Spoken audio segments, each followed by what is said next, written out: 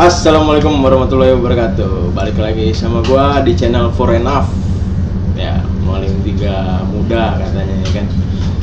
Di sini gua mau ngasih tahu buat kalian para fresh graduate yang belum pernah jadi perwira des kapal. Kalian kan nanti on board jadi mualim 3, ya kan. Gua mau ngasih tahu tugas-tugas pokok mualim 3.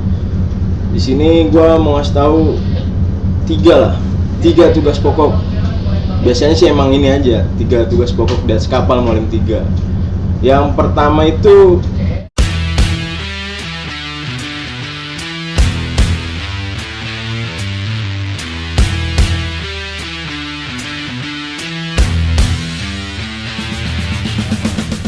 pasti kan lu mau jaga, kan? Bawa kapal perwira navigasi, lu jaga. Jam berapa lu jaga? Biasanya mayoritas jaga mualim 3 itu 8.12, mualim 2 12.4, mualim 1 4.8. Itu ketentuannya. Tapi bisa disesuaikan dengan perintah dari kapten. Kalau kaptennya mau mualim 3 12.4, it's okay. Ya, semua tergantung kapten. Yang kedua itu alat keselamatan, life saving appliance and firefighting appliance. Ya, firefighting equipment bisa dibilang gitu. Ngapain sih? Ya, dicek, di maintenance. Ada yang salah kah dengan LSE? Ada yang salah kah dengan FFV? Oke. Yang ketiga, nah ini biasanya nih emang mualim 3 juga ya. Ketika kapal sandar, tugas lu itu ngasis mualim 1 dalam kegiatan bongkar muat. Ya, ngasis mualim 1 dalam kegiatan bongkar muat. Supervisor officer. Jadi mualim 1 ngasih plan muatan, nah, lu yang menentukan. Bukan menentukan sih, lebih ke ngejalanin apa yang di-planningin sama mualim 1 ini. Sesuai nggak sama plan yang dia buat, ya kan? Itulah.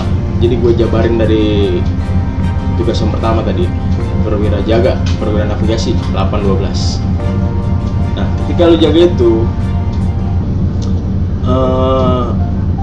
lu memastikan kapal itu dalam rute yang udah dibuat oleh mualim 2 dan udah di-approve oleh kapten.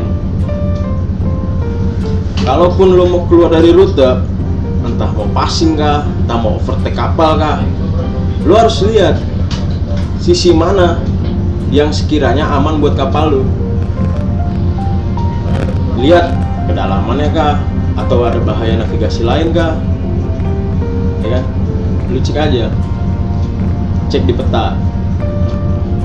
Kalau lebih lengkapnya nantilah mungkin di next konten lah kita bahas masalah bahaya-bahaya navigasi, kan. Yang kedua, tanggung jawab yang kedua nih, alat keselamatan, life saving appliance, firefighting appliance. Life saving appliance apa sih? Life boot, life raft, masih banyak. Life buoy, life jacket, red hand flare, parasut, line throwing, banyak lah life saving appliance. Nah, maintenance-nya gimana? Life boot maintenance ada weekly, ada monthly. Weekly kalau gue sendiri biasanya weekly itu gue running skoci, gue running sama masinis 3. Nah, inilah dek sama mesin bersatu buat running skoci doang. Setiap hari Sabtu jaga 8.12 selesai, istirahat jam 1 kita running skoci. Running, kita cek mesin maju, mesin mundur, sama kemudi. Cek, oke, kiri kanan skoci, oke. Monthly-nya cek baterai, ya kan? Cek baterai monthly. Kita turunin ke embarkasi dek. Skoci itu dari awal semula kita turun ke embarkasi dek. Biasanya kita lakuin pas lagi drill bulanan. Nah, tahu drill nggak drill? Nah, cari tahu lah drill apa. Pasti tahu lah, nggak mungkin nggak tahu drill kan. turunin spot situ, dewi-dewinya kita swing set sampai ke embarkasi. Habis itu kita naikin lagi sampai air juga boleh kalau lu mau jalan-jalan nih. Ngomong lu sama kapten sama KKM, minta minyak. Nah, itu untuk life boat. Life raft sendiri apa yang harus diperhatiin maintenance-nya? Dudukan life raft, karatan kah? Ya, bisa lu ganti platnya. Lasingannya kuat apa enggak? HRU, hydrostatic release unit. Make sure lasingan sama HRU itu, ketika HRU itu terlepas, si life raft ini akan rilis sendiri. Itulah fungsinya HRU. Jadi ketika dia terkena air kedalaman beberapa, dia akan terbuka, life raft akan muncul. Jadi kalau misalnya dalam emergensi, udah lu copot aja lasingan, lu tendang aja itu life raft ke laut, terbuka sendiri tuh dia bro. Kalau HRU-nya mantap, expire-nya lihat ya. Terus apa lagi? Red hand flare, signal, itu tinggal lihat expire-nya aja sih gimana. Untuk firefighting yang mesti diperhatiin, fire hose, apar, CO2 room, fireman outfit. Nah, untuk fire hose sendiri apa yang perlu diperhatiin? Nozzle ya, cek per bulan monthly running emergency fire pump. Lu cek tuh tekanannya itu minimal jarak air itu 15 meter ke depan. Ketika di splash, ketika ditekan, dinyalain, kita buka valve-nya, terus 15 meter. Yang mesti diperhatiin tuh valve-nya apakah masih berfungsi, kunciannya, terus kopling dari hose ke valve-nya nyambung apa enggak, begitupun dari hose ke nozzle-nya nyambung atau enggak. Pokoknya make sure semuanya itu berfungsi dengan baik ketika dicoba ya, pas drill lah bulanan dicoba kan. Terus lagi fire extinguisher atau alat pemadam api ringan. Apa yang perlu diperhatiin? Cek isinya apakah masih ada atau enggak. Terus biasanya itu setahun sekali diganti. Jadi kalau di Desember tahun depan baru kita ganti lagi. Untuk fire extinguisher sendiri gue biasanya weekly cek. Kita weekly cek, oh mantap, isinya tekanan berapa, isinya ada berapa. Terus CO2 room, penting nih CO2 room. CO2 room ini fungsinya untuk apa sih? Jadi ketika terjadi kebakaran di kamar mesin ataupun di palka ya, CO2 room ini tinggal kita trigger aja, tinggal kita rilis. Gimana caranya? Adalah caranya tinggal tarik aja kok, tarik, itu akan kerilis langsung ke dalam palka. Kita tutup semua manhole, tetap karena palka kedap, CO2 room akan keluar dan mematikan api. Tahu lah api kalau ada oksigen baru nyala kan, kalau dikasih CO2 room ya mati lah pasti. Begitupun kamar mesin sama, tinggal kita rilis aja, dia langsung CO2 room ke kamar mesin. Selanjutnya firefighting udah, life saving udah. Yang ketiga, tugas dan tanggung jawabnya itu apa? Ngasih Mualim 1 dalam penanganan bongkar muat. Oke, kapal sandar. Cap. Ketika jam jaganya lu, biasanya kita 6 jam nih, Mualim 2 6 jam, Mualim 3 6 jam, chief officer standby 24 jam. Lu jaga jam 6.12, Mualim 2 12.6, ataupun ya tergantung ketentuan dari kapten. Kalau gua 6.12. Jadi ketika kapal sandar dan itu pas jam jaga gua langsung nyamperin chip. Selesai kirim laporan, berting, gua langsung samperin chip. Jadi konsultasi nama chip, ya kan? Di kapal sandar, chip kita langsung chip mana planning muat. Nah, chip pun akan ngasih, ini planning muat, biasanya nanti di palka sekian ini ada kendala ini. Ya semoga aja nggak ada. Ya namanya kita kerja kan pengennya safety terus, aman terus, semuanya operasional lancar terus kan pengennya. Cuma kan kalau namanya musibah kan kita nggak ada yang tahu, accident kan kita nggak ada yang tahu ya. Dan ketika lu jalanin itu semua sesuai plan yang udah dikasih chip, dan ketika itu nggak sesuai plan dari orang darat, foreman nggak sesuai plan memasukkan muatan, lu berhak minta stop dan konsultasi lagi sama chip. Karena apa? Orang kapal berhak stop kegiatan bongkar muat ketika itu tidak sesuai dengan apa yang orang kapal inginkan. Karena chip udah membuat planning itu, banyak yang harus dipertimbangkan, kayak GM, trim, banyak yang harus dipertimbangkan.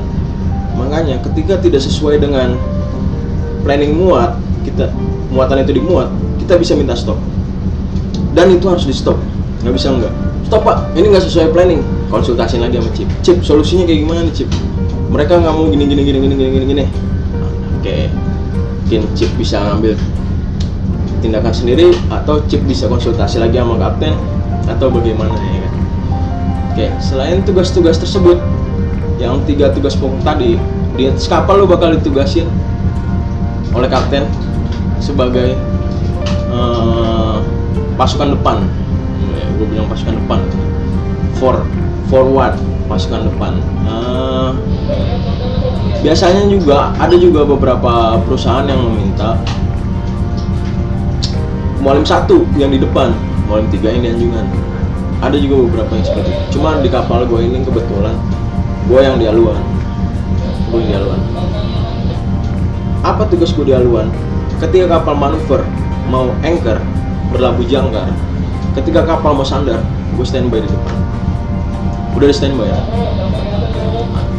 Pasti tuh udah standby. Kita dikasih 1 hour notice, kita siapin anjungan, mualim 3 siapin anjungan. Baru ketika kapal mau tiba, kita ke haluan. Sama siapa kita di haluan? Bosun, kadet, anchor, bosun dan kadet. Apa kegiatannya kalau anchor? Oke. Ketika kapal sudah stop mesin, masih ada laju, kapten itu akan memundurkan kapal. Ketika kapal mundur, di situ kapten akan menyuruh haluan untuk melego jangkar. Tinggal buka aja breaknya, open break, jangkar dilempar. Sebelum di open break, sebelum kita lepas jangkar, itu kita kasih standby dulu 1 meter das air jangkar itu. Tujuannya apa? Agar tidak menghajar bulbos depan. Jadi kita standby 1 meter das air. Ketika dilego, kapal mundur, jangkar turun, saat dia lari ke depan, kapal mundur. Itu tujuannya, sampai jangkar makan. Kita kasih tahu ke anjungan arah jam berapa jangkar itu, arah jam berapa dari haluan, arah rantainya 12, 11, 1.